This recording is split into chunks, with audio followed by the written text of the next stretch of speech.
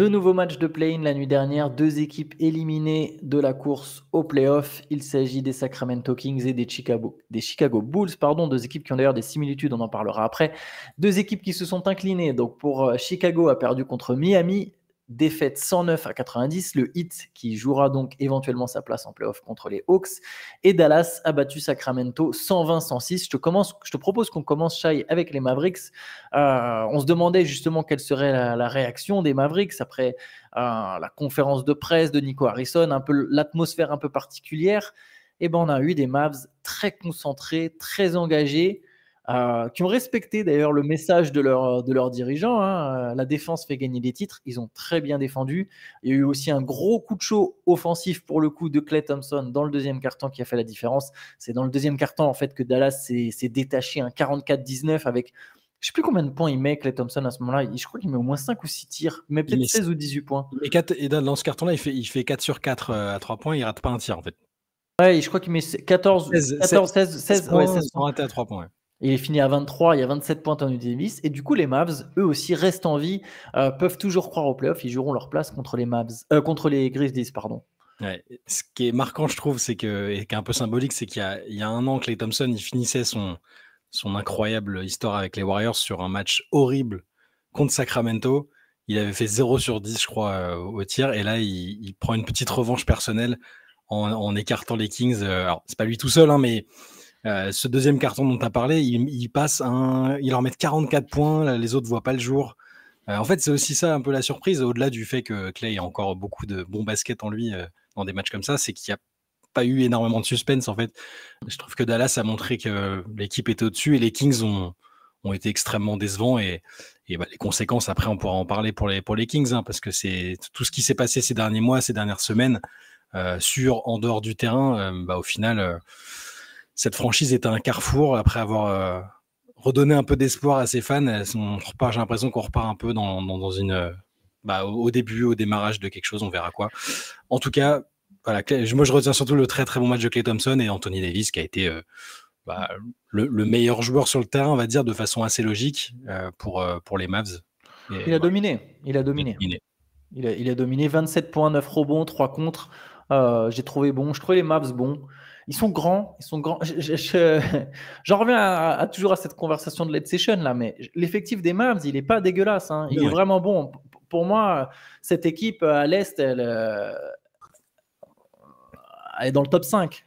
Encore une fois, j'insiste, c'est grand, ça manque de créateurs sans Kyrie Irving, mais il y a du talent, il y a de la défense, c'est solide. C'est pas une équipe taillée pour le titre, loin de là. C'est même pas dit qu'ils aillent en playoff, mais c'est une équipe qui a du talent et elle l'a montré la nuit dernière. Brandon Williams a aussi mis 17 points en sortie de banc. Klay Thompson était chaud, mais tout le monde était plutôt intéressant en fait dans son rôle. Voilà, ce qui est intéressant aussi, c'est la réaction des Mavs. On sent qu'eux sont concentrés. Ils ont l'air d'être un peu en mode, c'est nous contre le reste du monde. Faisons abstraction. Tu vois, un groupe soudé. C'est une équipe qui, en fait, c'était ce match de play-in, c'est le match entre les deux équipes qui peuvent partir complètement en vrille, tu vois. Et au final, c'est les Kings qui, à domicile, n'ont pas montré d'énergie, n'ont pas montré d'envie. Pour maintenant te lancer sur les Kings, le GM a été viré. Dans la foulée. La foulée, ouais. Le coach, Mike Brown, s'était fait virer en cours de saison. Le GM, là, vient d'être viré. Ils ont transféré De'Aaron Fox. C'est une équipe qui va replonger. Ce projet, il mène à rien. Et c'était sûr, en fait. C'était presque écrit d'avance que ce projet, il allait mener à rien. Et on l'a vu sur ce match. Aucune envie, aucun esprit de révolte. Et tu sors à domicile sous les sifflets de ton public. Il ne reste pas des très belles heures qui s'annoncent pour Sacramento quand même. DeRozan a quand même dit qu'en 16 ans de carrière, c'était en gros la saison la plus difficile ou celle dans laquelle il a dû vivre le plus de trucs. Les Kings, vu qu'on n'en parle pas beaucoup, que c'est une équipe qui... on en a parlé beaucoup il y a 2 ans parce qu'il revenait vraiment un peu sur le devant de la scène, mais ça a dû être plus compliqué encore que ce qu'on a pu entrevoir médiatiquement pour l'équipe. Puis quand tu vois que là, McNair est limogé après avoir fait un move quand même important pour la franchise, pas forcément positivement, mais important parce que De'Aaron Fox était un joueur marquant de toutes ces dernières années à Sacramento. Et derrière, le mec qui a orchestré ce move ou accepté ce move, Il est parti même pas 2 heures après le coup de sifflet, il est limogé. Finalement, est-ce que c'est si étonnant que ça? Les Kings, ils ont tradé pour reconstituer en partie les Chicago Bulls, qui eux-mêmes n'ont pas réussi à passer un tour de play-in. On en parlera juste après, mais ça fait 3 ans de suite qu'ils sortent au play-in. Enfin, tu prends une recette qui n'a pas marché ailleurs pour la faire marcher chez toi. Enfin, à part le décalage horaire, les fuseaux, il n'y a rien qui change en fait entre Chicago et Sacramento. Tu vois, c'est un peu. Il n'y avait pas de raison qu'avec les mêmes ingrédients, ça fonctionne. Qui plus est dans la conférence Ouest. C'est deux équipes qui ont des similitudes, deux franchises qui ont des similitudes parce que en fait, c'est des franchises qui vont un peu nulle part. Alors, les Kings ont eu une petite envolée et je suis bien content d'avoir fait partie de ceux qui ont toujours pensé que c'était que une aventure éphémère, cette campagne de playoff où ils terminent 3e et puis après, ils sortent au premier tour en 7 manches. C'est fou de se dire que c'était quoi, il y a 3 ans, 2 ans 2 ans. Ouais, 2 ans. L'équipe a replongé aussi vite. Ces deux franchises, en fait, qui n'ont pas de direction, tu sais pas où ça va. Et effectivement, tu as très bien résumé le truc. Tu reprends DeRozan et Lavine, comment tu peux t'attendre à autre chose que ça, en fait? Surtout dans la conférence Ouest, encore à l'Est, tu peux te dire éventuellement que tu accroches un tour de playoff. C'est que tu joues le premier tour, pas que tu gagnes un tour, tu joues le premier tour. Mais à l'Ouest. Et là, si tu regardes pour la saison prochaine, projette-toi un peu. Les Kings, donc là, ils ont terminé 9e. Il y avait 8 équipes meilleures. Je vois pas dans les 8 devant, je vois pas qui l'an prochain sera moins fort que Sacramento. Non, mais il faut le dire tout de suite. Enfin, la Et dans les différence équipes avec les Bulls, derrière, il y en a plein qui vont repasser devant. bien sûr, mais la différence avec les Bulls, déjà, c'est que là, ils ont pris la décision de changer de GM. J'imagine que là, la version des Kings qu'on a eue cette saison, c'était terminé, ils vont pas s'entêter comme Chicago l'a fait sur 1, 2, 3 saisons. Enfin, je suppose, parce que c'est sur le papier, Sabonis, Lavine, DeRozan, c'est des très bons joueurs individuellement, mais on a vu que ça marchait pas. Je pense que le changement de GM, j'espère pour eux, va signifier que l'équipe va être remodelé, quitte à repartir vraiment de zéro, ce qui serait pas grave, juste un peu décevant, parce qu'il y a eu la petite étincelle, même s'il fallait la nuancer, évidemment, mais pour les fans, les fans, ils se revoyaient enfin avoir des matchs intéressants. Il y a une grosse ambiance toujours à Sacramento. Enfin, il y avait de quoi peut-être construire là-dessus, et au final, ça les refait plonger, je pense, quelques années en arrière. S'ils repartent avec la même équipe, ou le même trio, ou même juste un duo parmi ces trois-là, je pense qu'ils iront à nouveau dans le mur. Mais je pense qu'il y aura beaucoup de intersaisons, ça va exploser. Je pense aussi qu'il y aura du changement. Je ne serais même pas étonné qu'il y ait un redémarrage à zéro avec un transfert des 3 stars, mais ce ne sera pas simple à mettre en place. Hein. Un nouveau coach aussi, je pense. De Christie a été pas mal, il a peut-être plu, évidemment. mais Un projet jeune, c'est même possible qu'il y ait un projet jeune qui ait du tanking en fait. C'est vraiment pas à exclure qu'il y ait du tanking, qu'il y ait un transfert de Sabonis qui va toucher plus de 40 millions. Hein. Alors, ils vont réussir à le refourguer, mais ce n'est pas des trades faciles à faire. Lavine, il touche plus de 40 millions aussi sur plusieurs années. DeRozan, son contrat est un peu plus abordable, c'est 25 millions, mais il a un profil particulier. Ça ne va pas être des trades faciles à faire. Ce n'est pas des deals faciles à faire. Il faut voir qui est intéressé. Sabonis, on peut revenir. Quand il y a eu le transfert d'Haliburton, on a parlé en long et en large, mais ils ont quand même justifié le trade en mode on a déjà un meneur, c'est De'Aaron Fox. Fox, aujourd'hui, il n'est plus là. Et je suis désolé quand tu vois ce qu'Haliburton, et j'ai mes réserves sur Haliburton, mais quand tu vois comment il avait embrassé la culture à Sacramento, comment il le fait aujourd'hui à Indiana, ce qu'il représente, c'est pas dit que les Kings, ils draftent un joueur, et c'est ce qu'on avait déjà dit au moment du trade, qui remonte maintenant, ça date d'il y a 3 ans, c'est pas dit que les Kings, ils draftent un joueur meilleur qu'Haliburton dans les 4 ou 5 ans qui viennent. Il faut prendre conscience de ça. C'est pas dit. Et c'est ce qu'on disait déjà à l'époque. Et Haliburton, il est encore jeune aujourd'hui. C'est ça qui est fou. C'est qu'Haliburton, il est encore jeune aujourd'hui, tu vois. Donc, il y a encore une star jeune. Ah ouais, tu prends un risque quand même quand tu te sépares d'un gars qui montre ce potentiel aussitôt et aussi jeune dans sa carrière. Ça a été du gagnant-gagnant pendant un temps, je pense, parce que quand les Kings étaient bien, on avait l'impression que c'était du gagnant-gagnant. J'ai jamais trouvé ça gagnant-gagnant, perso. Ouais, non, mais après, tu vois, Sabonis c'était bon, All-Star avec Sacramento, les Kings remontaient, les Pacers de leur côté, Haliburton c'est ce qu'on l'a vu faire. Sur le papier, ça pouvait sembler être du gagnant-gagnant. C'est plutôt la manière dont les choses se sont déroulées après qui font que. Mais quand tu trades Pardon, Shai, excuse-moi, je te coupe. Mais quand tu trades un mec aussi jeune, tu peux pas juger sur les 3 premières saisons. C'est comme si tu trades un mec qui a 21, 22 ans, qui est une star en devenir. Tu peux pas juger sur les 3 premières saisons. Tu peux juger que sur la durée. Et sur la durée, ce trade, il risque d'être catastrophique. Tu vois, tu as fait une campagne de playoff avec Sabonis. Ouais. Oui, c'était important pour la franchise qui avait 16 ans sans playoff. Je suis d'accord, j'exagère un peu. Mais en fait, ce qu'il faut prendre, c'est tout le contexte. Ouais, non, mais on avait déjà Fox, on voulait pas Haliburton. C'est cette justification, moi, qui me chagrine derrière quand tu regardes après ce qui se passe, ce qui se passe ensuite. Et ouais, je vois pas trop Sacramento. Là, sur l'an prochain, s'il n'y a pas une reconstruction, en fait, je trouve ça terrible de perdre à domicile en se faisant fouetter. Bon, il y a 14 points d'écart à l'arrivée, mais il y a plus de match déjà à 9 minutes de la fin. Il y a déjà plus de match. Il n'y a même pas eu de match. Ouais. En fait, il n'y a pas eu de match tout court, quoi. Pas de réaction. L'explosion du deuxième carton, là, avec Clay qui met tous ses paniers et tout, le match, il était fini. Enfin, il n'y a pas eu de réaction.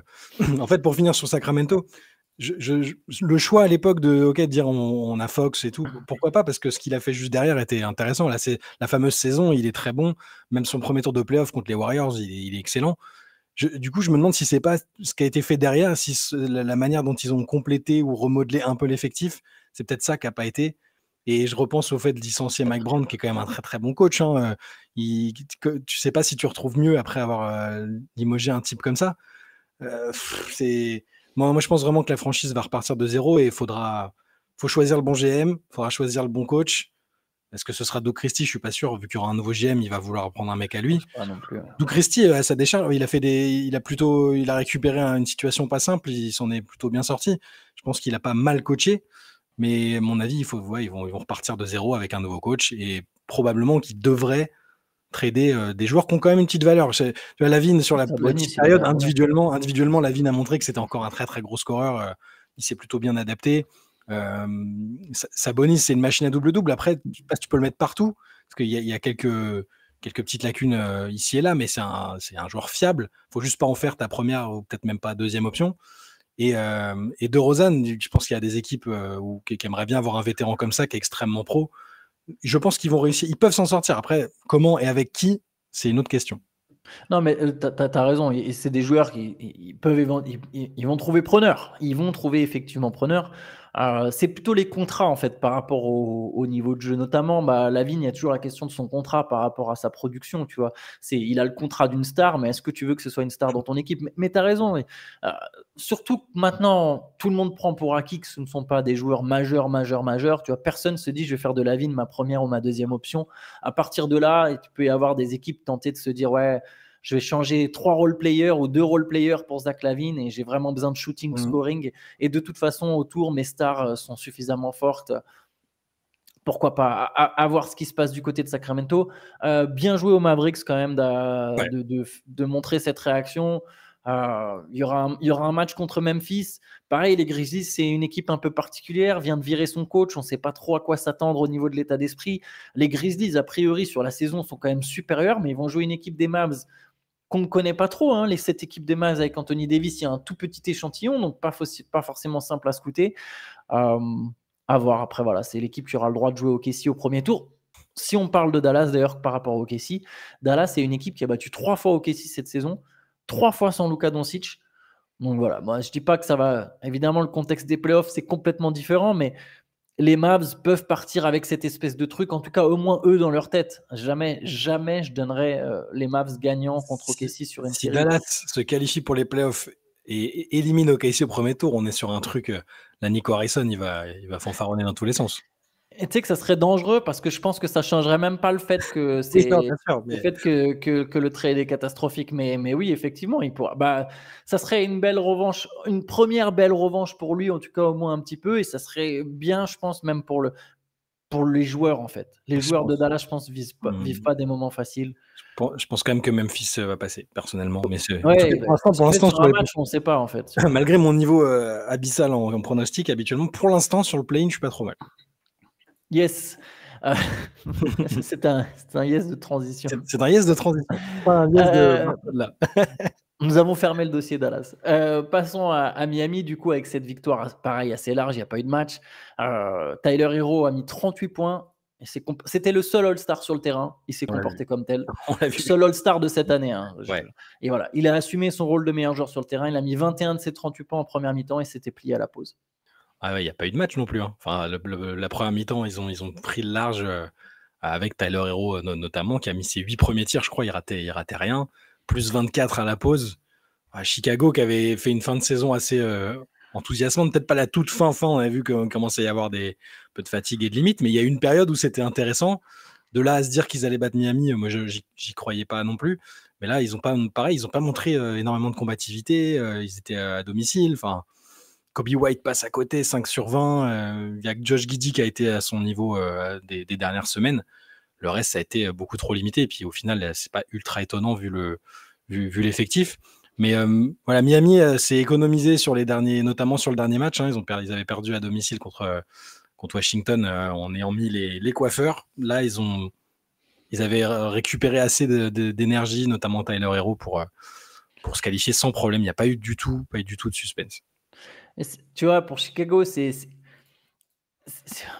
pareil, quand il y a eu le run, tout de suite, tu as envie de calmer les esprits en mode non, mais cette équipe, il n'y a pas en fait le talent pour aller. Tu vois, tu peux faire des bonnes périodes. C'est arrivé à des équipes de tu vois, les Hornets et tout, de gagner 5 matchs sur 8 et puis de finir la saison à 19 victoires. Tu vois, je veux dire, c'est pas, ça va ensemble. Et là, sur un match, tu peux pas tout juger sur un match, bien sûr, mais tu vois des limites. Kobe White, 5 sur 20 sur le match le plus important de la saison, tu perds de 19 points. Il y a pas, c'est catastrophique. Il n'y a pas aujourd'hui de joueur qui peut être une locomotive de cette équipe l'an prochain. On est Chicago, oui, quelques jeunes qui montent des choses, Butzelis, tu vois Giddey, il y a quelque chose. White, ça sera un scoreur, mais il est loin d'être un All-Star. Tu vois, on n'est pas sur un mec qui est All-Star. Tu vois, il n'y a pas de All-Star dans cette équipe. Et du coup, pareil, il n'y a pas de direction. Il n'y a pas de direction et ça fait des années qu'il n'y a pas de direction et ça fait 3 ans de suite qu'ils sortent au play-in, 3 ans de suite qu'ils sortent contre Miami. Ouais. Au passage. Ouais, c'est le rendez-vous habituel. Le Heat joue les yeux fermés quand ils vont jouer les Bulls. À un moment pareil, quel est ton plan en fait? Ça aurait pu cet effectif-là, ce qu'ils ont montré, la petite période où même, enfin, moi j'étais j'étais étonnamment surpris en bien de la manière dont ils jouaient, dont certains joueurs se révélaient. Ça aurait été plus intéressant et plus facile à défendre en termes de projet si l'équipe était dans le bas de tableau et puis avait probablement une bonne chance d'avoir un gros pic. Là, c'est juste que c'est une équipe qui visait les playoffs, en tout cas d'apparence, qui était dans le classement pour jouer les playoffs, mais qui n'a pas l'équipe du tout pour. Donc, c'est aussi ça qu'il faut prendre en compte. Moi, je ne m'attendais pas du tout j'étais à peu près sûr que Miami allait passer sur l'expérience, sur même juste le talent. Tyler Herro était au-dessus du lot, et puis tu as quand même Adebayo, Wiggins qui a un vécu. Voilà, c'était.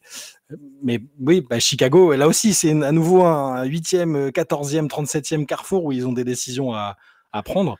Théo aime bien nous rappeler, nous interpeller sur le fait que Billy Donovan, avec tout le respect qu'on a pour lui, c'est un grand coach universitaire. C'est un mec qui a fait des belles saisons avec OKC au coaching aussi. Il est toujours là. Il y a plein de coachs qui se font virer, qui se sont fait virer cette saison et qui sont cette saison ou même les précédentes. Hein. Et alors que Chicago est dans un espèce de c'est peut-être le moment de le virer. Hein. Ouais, mais ça fait 3 ans qu'on dit que c'est peut-être le moment de passer à autre chose, le virer. Voilà, comme ça, il n'est pas uniquement responsable de ce qui se passe, évidemment. Mais ouais, là, on est encore à un moment où il faut changer. Il faut peut-être changer de coaching staff. Il faut peut-être changer. Bon, le front office. Ça fait quand même quoi? Ça fait 4 ans, 5 ans qu'ils sont là, Karnisovas et Everly. Je sais plus exactement combien de temps, mais il faut passer à autre chose, comme tu dis. Tu as raison, la formulation est mieux. Là, il y a des front office qui ont plus de crédit que d'autres. Alors peut-être que si l'année prochaine, ils arrivent à faire quelque chose, on dira, bon, ils ont bien fait d'attendre. Il y a des coachs qui ont déjà été sur le point d'être virés, qui ont été maintenus, et ça s'est bien passé pour eux après. Michael Malone, notamment à Denver. Mais là, on n'est pas du tout dans cette situation-là. Je pense que c'est à nouveau, on le dit tous les ans quasiment, le moment pour Chicago de changer de coaching staff. Les joueurs, ça a commencé à bouger. Il y a Lavine et DeRozan étaient partis. Il reste encore Vucevic qui n'est pas sur la timeline de Butzelis ou même de Giddey et autres. L'été devrait logiquement être chargé du côté de Chicago. Moi, je mettrais un coach un peu jeune, capable d'expérimenter des trucs et surtout qui n'ait plus la pression de se dire on va forcément essayer de jouer les playoffs ou le play-in. Voilà, faut assumer peut-être le fait d'être sur de la reconstruction. Ouais. Et l'Est étant tellement faible, ce qui n'est même pas dit que tu sois dans le bottom 3 si tu fais jouer Josh Giddey et Nicolas.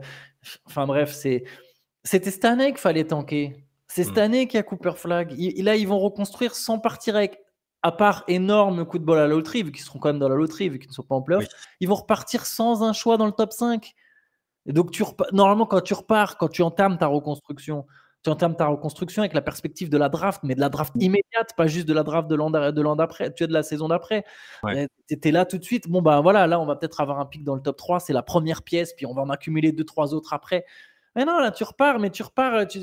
C'est une saison de gâchée, du coup, c'est une saison qui a servi à rien. Comme beaucoup à Chicago récemment, c'est ça qui est. Exactement, c'est encore une saison qui a servi à rien. Et ça, on fait mine de s'énerver, c'est pas con. On s'agace pas de tout, tu vois, on n'est pas outré partout, mais c'est quand même un truc de l'extérieur. Tu te dis, ok, on n'est pas des GM, mais tout le monde le voit venir depuis un moment. Je veux dire, on n'est pas des spécialistes non plus forcément, mais on n'est pas complètement con. Tu vois, il y a un truc, ça saute aux yeux quand même que les Bulls, il n'y a aucune direction.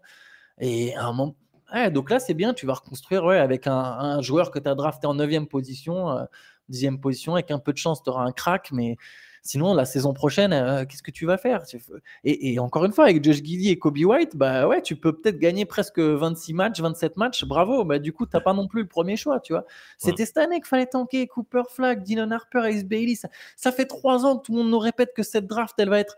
Je veux dire, c'est 3 ans que tout le monde le dit. 3 ans, tout le monde dit la draft 2025. Je crois, c'est quel moment Cooper Flag il a reclassified, je sais plus. Ouais, bah là, il y a 2 ans, ouais. Enfin, donc ça fait 2 ans que tout le monde dit que la draft 2025, ça va être de la folie. Tu pouvais pas anticiper.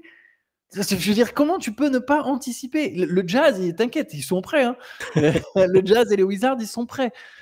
Non, c'est bon, bref, c'est incroyable quand même. Danny Ainge, il a prévu de tanker avec le Jazz déjà depuis, alors qu'il était encore en poste ailleurs. Exactement, le moment. Il savait déjà. Non, mais quand le Jazz il se sépare de Mitchell et de Gobert, ils savent déjà quel est le plan, en fait, tu vois. Il y a un plan, il est établi. Alors, on verra si ça marche pour Utah. Peut-être qu'ils n'auront pas le premier choix et que Utah va rester des années dans la médiocrité. Mais il y a un plan, et le plan, il est fait direct et on assume, tu vois. À un moment, à Chicago, il fallait se bouger. Après, voilà. Donc, Miami jouera contre Atlanta. Intéressant quand même d'avoir le 8e choix. Tu vas jouer une équipe de Cleveland beaucoup plus forte, mais qui a une forme d'inexpérience, qui a de la pression. Donc, et tu pars a priori avec rien à perdre, que tu sois Miami ou Atlanta, personne te donne gagnant sur cette série contre les Cavaliers. Un peu plus intéressant, je pense, un poil plus intéressant que la 8e place de l'Ouest, même si dans les deux cas, tu auras a priori rien à perdre. Et pour les Mavs, pas complètement, par exemple. Les Mavs, tu vois, tu as parlé de titres, tu peux pas juste prendre 4-0 ou 4-1 en premier tour, tu vois. Même si c'est sans doute l'issue à venir. On a fait un dernier petit truc avant qu'on coupe ce CQFR. On voulait quand même revenir sur ce qu'a dit Rich Paul, donc l'agent légendaire de LeBron James, patron de Clutch Sport. C'est quand même incroyable. On va encore se révolter pour quelque chose, mais il réécrit l'histoire. Rich Paul, en gros, il nous explique qu'il n'aime pas trop les Big Three, que les Big Three, ça marche pas. Donc, en gros, il ne faut pas voir la carrière de LeBron James à travers le prisme des Big Three, parce qu'apparemment, celui à Miami, selon Rich Paul, il a quand même tourné ça comme ça. Il a dit ce qu'il y avait au Heat, on repense à Chris Bosh, Dwayne Wade, LeBron James, ce n'était pas un Big Three, Shai. Ce n'était pas un Big Three. Parce qu'en fait, Chris Bosh, c'était surtout un immense professionnel, selon les mots de Rich Paul. Voilà, un joueur qui s'est fondu dans un rôle, etc. Et allez, il ne va pas nous la faire. Bref, sa narration, c'est pour nous faire croire qu'à Miami, il n'y avait pas de Big Three. Ah, mais la vérité, c'est que Chris Bosh a accepté d'être un role-player, enfin un role-player de luxe quand même, mais un grand professionnel comme il dit. Mais à l'époque, il faut se remettre dans le contexte de l'époque. Chris Bosh à Toronto, alors Toronto n'était pas performant, mais Chris Bosh, c'était un franchise player. C'était un joueur qui était ultra convoité à la free agency. Il était membre de Team USA, il était encore relativement jeune. C'était un super joueur. C'était pas une superstar dans le sens.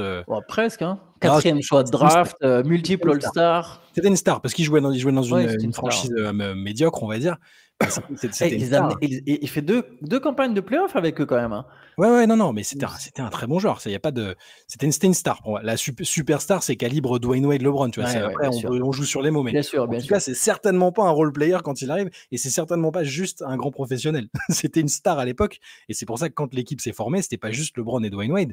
Ils avaient bien d'ailleurs le hit communiqué sur ce Big Three, les Tres Amigos. Bon, les Beatles, c'était un peu bête parce que les Beatles c'était 4 et pas 3, hein, donc je sais pas qui était le 4e dans l'histoire, mais Chris Bosh, c'est important de rappeler que c'est grâce à son adaptation et au fait qu'il n'a pas voulu à tout prix être sur le devant de la scène à tout prix. Au niveau statistique, il a fait des sacrifices à Miami. C'est important de dire que c'est grâce à ça que le Heat a probablement connu les succès qui ont suivi. Mais par contre, non, c'est faux de dire que c'était pas une star à l'époque et que c'était juste un. Voilà. Après, avec le recul, tu peux dire oui, vu que Chris Paul a été en retrait, et même mais Dwayne Wade aussi d'ailleurs, il s'est mis en retrait par rapport à LeBron. En fait, c'était un big one, si on veut, quelque part. Et le niveau, et le professionnalisme, et l'altruisme de Wade et Bosh, dans des registres différents. Wade était conscient qu'il avait besoin d'un mec comme LeBron pour que ses dernières saisons, très bonnes saisons sur le plan physique, soient bonifiées. Lui aussi a fait des sacrifices. C'est juste un peu de respect pour Chris Bosh, s'il vous plaît. Quand même. Ouais, moi j'ai l'impression que c'est beaucoup au final. C'est de la sémantique, quoi. Il s'amuse avec les mots à essayer de réécrire une histoire. Parce que tu vois, il n'a pas dit Bosch n'était pas une star. Il a juste dit Bosch était un immense professionnel, mais on n'était pas un big tree. Non, Bosch, c'est quand même l'un des 10 ou 12 meilleurs joueurs de la ligue. Tu vois, quand même. Il était top 7 MVP avec Toronto, genre 1 ou 2 ans avant, quand même. Donc, voilà, donc on est dans le top 10 NBA. Ils ont 3 joueurs du top 10 NBA. C'est un big tree. Après, effectivement, c'est un big tree qui a fonctionné. Parce qu'il y a un joueur qui a su s'adapter. Et c'est la grosse différence, par exemple, avec Phoenix. On peut repenser à cette déclat qui est sorti il n'y a pas longtemps où Bradley Beal aurait ultra mal pris le fait que Budenholzer vienne le voir en lui disant j'aimerais que tu joues comme Jrue Holiday. Alors déjà, Budenholzer, je ne sais pas ce qui lui est passé par la tête, mais je ne sais pas à quel moment il a cru que Bradley Beal pourrait jouer comme Jrue Holiday, mais bon. Passons. C'est un big tree qui a fonctionné parce que Bosh s'est adapté, mais c'est pas parce que Bosh s'est adapté dans un rôle. Il était même encore 2 fois All-Star après le départ de LeBron, hein, Chris Bosh. Hein. Oui. C'est un All-Star, c'est une star. C'était un big tree de la même manière qu'aux Cavs, on avait aussi un big tree. Hein. Kevin Love, il est dans la même manière que Chris Bosh, il s'est adapté à un rôle, mais c'était une star. C'était un super All-Star même à Minnesota, un mec qui était incroyable. 25 points, 12 rebonds, 5 passes de moyenne, des stats comme ça. On parle de stars. Et c'était des big trees. Et LeBron a évidemment eu des big trees à ses côtés au cours de sa carrière. Il les a fait fonctionner, lui et ses coéquipiers, parce qu'on a su être intelligents et trouver les formules. Mais il ne faut pas réécrire l'histoire. Il a eu des big trees, évidemment. Je reviens sur Bradley Beal parce que à quel moment c'est insultant d'être comparé à Jrue Holiday, en fait.